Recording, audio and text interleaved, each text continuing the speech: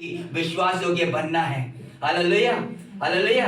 वो कहता है 16 में अभी हमने पढ़ा, मैं तेरे वंश को पृथ्वी की धूल के किनकों के समान बहुत करूंगा, और जब तक कोई पृथ्वी के धूल के किनकों को गिन सकेगा वही तेरा वंश गिन सकेगा। ये इतना बड़ा परमेश्वर वंश देना चाहता है।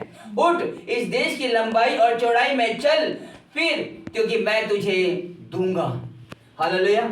हमें परमेश्वर वो महान राजा है जो आशीष का मूल पिता है, वो हमें देगा।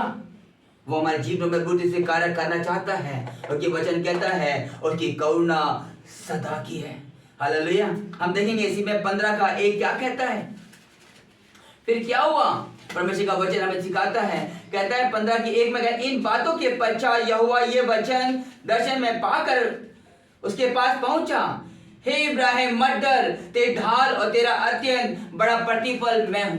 हमारा प्रभु हमारा ढाल है, हमारा प्रतिफल है, वो हमारे साथ साथ निरंतर बना रहता है। हालेलुया। वो जयवंत ईश्वर है। प्रभु ने आज का दिन मेरे और आपके लिए आशीष का दिन ठहराया है, छुटकारे का दिन दिखाया है। वो कहता है जैसे इब्राहिम इसहाक याकूब का परमेश्वर की आशीष उसके बेटा और बेटी पर ठहरती है, तो हम भी क्या हैं, आज छोटा इस्राएल है। हम इब्राहिम इसहाक याकूब के परमेश्वर अर्थात यीशु मसीह के बेटा और बेटी हैं। हालेलुया। उसकी तमाम आशीषें हमारे ऊपर प्रकट होती हैं, लेकिन हमारे को क्या करना होगा, हमें अपने आप को उसके लिए तैयार करना होगा। जिस तरीके से वो परमेश्वर के साथ विश्वास योग्य बना, हमने देखा कि परमेश्वर का वचन हमें सिखाता है। हालेलुया। उसने क्या करा, उसे 100 साल की उम्र में उसने क्या करा, बेटा दिया जिसका नाम इसहाक था। लेकिन क्या हुआ, प्रभु ने कहा ये अपने बेटे को बलिदान मेरे लिए कर दे। हालेलुया। कई बार क्या होता है, हम अपने जीवन में हमेशा अपनी चीजों के प्रति इतना स्वाभाविक होते हैं कि प्रभु को बहुत दूर कर देते हैं। क्या प्रभु पसंद करता होगा? कभी सोचा है इस बारे में? हालेलुया।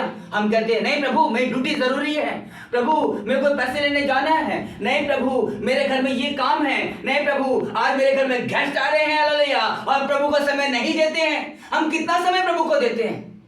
10 मिनट, 5 मिनट, कितना देते हैं या कितना प्रार्थना करते हैं? उसके बाद भी जब हमारे जीवन में कोई घटी होती है, हम प्रभु के आगे रोते हैं और प्रभु से कहते हैं क्या प्रभु तुमने मुझे छोड़ दिया, अब मेरा प्रभु मेरा नहीं रहा। हालेलुया। और हम क्या करते हैं, कई बार बैकस्लाइड हो जाते हैं, हम छोड़ देते हैं प्रभु को। लेकिन सच्चाई ये है अभी तक हमने प्रभु के लिए कुछ नहीं किया।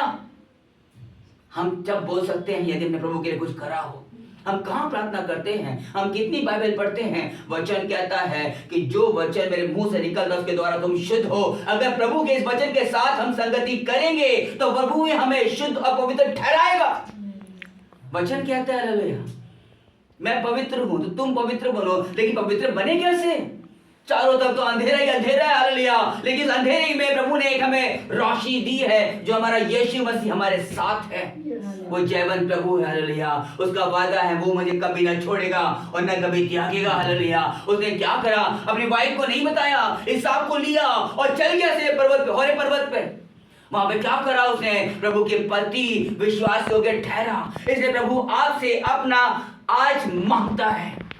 प्रभु आपसे आपकी जरूरतें मांगता है, आपकी चिंताएं मांगता है, आपकी दिक्कतें मांगता है। हालेलुया। क्योंकि प्रभु इन्हीं से आपको क्या करेगा, छुटकारा देना चाहता है। हालेलुया। लेकिन आपको प्रभु को कुछ देना पड़ेगा। मैं कभी बात नहीं करता पैसों के लिए, प्रभु को पैसा नहीं चाहिए। पहली बात तो ये है, प्रभु कहता क्या तू नहीं जानता तुम्हारा ये शरीर परमेश्वर का पवित्र मंदिर है और इस पवित्र आत्मा वास करती है। हमें इस चर्च को, इस बॉडी को, इस मंदिर को प्रभु को देना है। इस बॉडी को हमें क्या करना है, भावता बलिदान देना है। लेकिन हमारे जीवन में हमारी अपनी परेशानी खत्म नहीं होती। हम कह प्रभु तेरे को क्या पता, कैसे प्रभु समझेगा। हालेलुया। लेकिन इसहाक के समय क्या हुआ, उसने कुछ नहीं सोचा, प्रभु के प्रति विश्वास योग्य ठहरा। उसने अपने बेटे को लिया और बलिदान के लिए चल पड़ा। बेटे ने बोला कि प्रभु पापा वो तो बलि तो है ही नहीं, मेमना तो है ही नहीं, किसका देंगे? वचन कहता है कि प्रभु खुद उपाय करेगा। हालेलुया।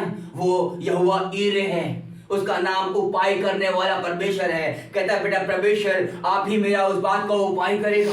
जहां वचन कहता है, मैं पढ़ाऊंगा आगे बहुत सी चीजें हैं कि परमेश्वर जब दास ने जब उस चूरे को उठाया तो वहीं पे उसे आकाशवाणी हुई, उसे आवाज सुनाई देने लगी, हालेलुया। और पता चला कि वहां पे एक झाड़ में फंसा हुआ एक मेमना है, हालेलुया। क्योंकि प्रभु कभी नहीं चाहता आपको अपने पर्सनल चीज में परेशान करना, पर प्रभु आपको उनसे निकालना चाहता है, लेकिन सैक्रिफाइस करना होगा। बिना सैक्रिफाइस के आप आशीष से नहीं पाएंगे, हालेलुया। वचन कहता है कि तेरे कोड़े खाने से हम चंगे हो गए। अगर